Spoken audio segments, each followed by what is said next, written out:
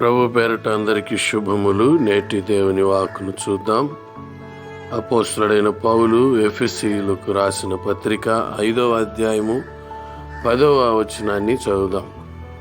గనుక ప్రభువుకి ఏది ప్రీతికరమైనదో దానిని పరీక్షించుము, వెలుగు సంబంధుల వలె నడుచుకొనుడి. Finding out what is acceptable to God.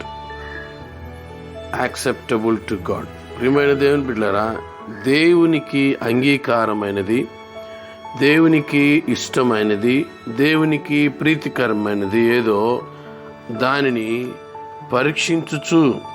పరీక్షించుచు మనము వెలుగు సంబంధుల వలె నడుచుకోవాలి అని పౌలు భక్తుడు చెబుతూ ఉన్నాడు. పరీక్ష ఏంటి, నడుచుకోవడం ఏంటి?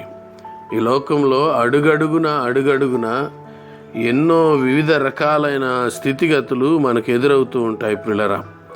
వివిధ రకాలైన శోధనలు మనకు ఎదురవుతూ ఉంటాయి. అవి అనేక మార్లు మనలను ఈ లోకంలో పడద్రోయ ప్రయత్నము చేస్తూ ఉంటాయి.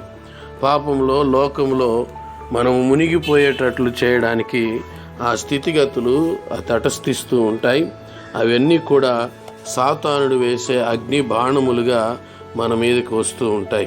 అయితే ఏది మంచిది, ఏది చెడు, ఏది మంచి మాట, ఏది చెడు మాట, ఏది మంచి మార్గము, ఏది చెడు మార్గము, ఏది సరి అయిన పని, ఏది సరి అయిన పని కాదు, ఏ ఆలోచన మంచిది, ఏ ఆలోచన మంచిది కాదు, ఏ మార్గంలో వెళ్ళడం మంచిది, ఏ మార్గంలో వెళ్ళకూడదు అనే స్థితిగతులను మనము అనుదినము పరీక్షించుచు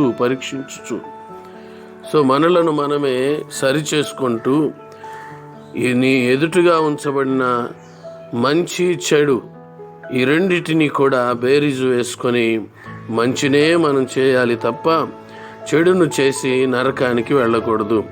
అందుకే అనుదినము నిరీక్షణతో మనము ఈ లోకంలో ముందుకు సాగాలి ప్రియులారా. దేవునికి ఇష్టమైనది మనం చేయాలంటే నీ ఎదుట కనిపించే సంగతులలో ఏది దేవునికి ఇష్టమైనది, ఏది దేవునికి ఇష్టము కానిదో దానిని కనిపెట్టాలి. అందుకే కీర్తనాకారుడు అంటాడు 119వ కీర్తనలో, యెహోవాను ఆశ్రయించువారు సమస్తమును వారు గ్రహిస్తారు.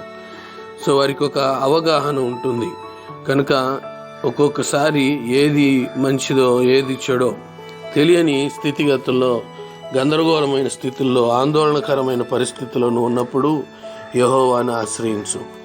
దేవుని యొద్దకు రా.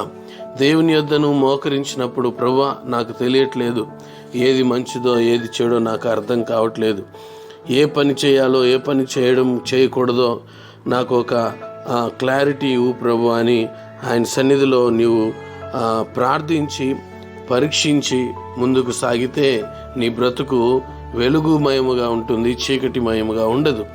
ప్రియమైన దేవుని బిడ్డలారా, ఆయన వెలుగై ఉన్న ప్రకారం మనం కూడా వెలుగై ఉండాలని యేసు ప్రభులు వారు కోరుతున్నారు. కనుక మనము చీకటి సంబంధముగా చీకటిలో నడవక వెలుగు సంబంధముగా వెలుగులో నడుచుచు నిత్యమైన వెలుగులో ప్రవేశించులాగున పరిశుద్ధాత్మ దేవుడు మనకు సహాయం చేయునుగాక. ప్రార్థన. పరిశుద్ధుడా, కృపగలిగిన మా దేవ, మా బ్రతుకులో మా జీవితాల్లో నీకు ఇష్టమైనది మాత్రమే మేము చేస్తూ నీ చిత్తమును నెరవేరుస్తూ వెలుగు సంబంధంగా ఈ లోకంలో నడుచుటకై కృప చూపమని యేసు నామములో మమ్మల్ని నీ చేతులు సమర్పించి ప్రార్థిస్తున్నాము తండ్రి. ఆమేన్. మన పరమ తండ్రి అయిన దేవుని ప్రేమ, కుమారుడైన యేసుక్రీస్తు వారి కృప, పరిశుద్ధాత్మిక అన్యోన్య సహవాసం, కాపుదల, భద్రత ఇప్పుడు ఎల్లప్పుడూ సదాకాలం మీకు మీ కుటుంబములకు ప్రాణాత్మదేహములకు తోడయుండి నడిపించునుగాక. ఆమేన్.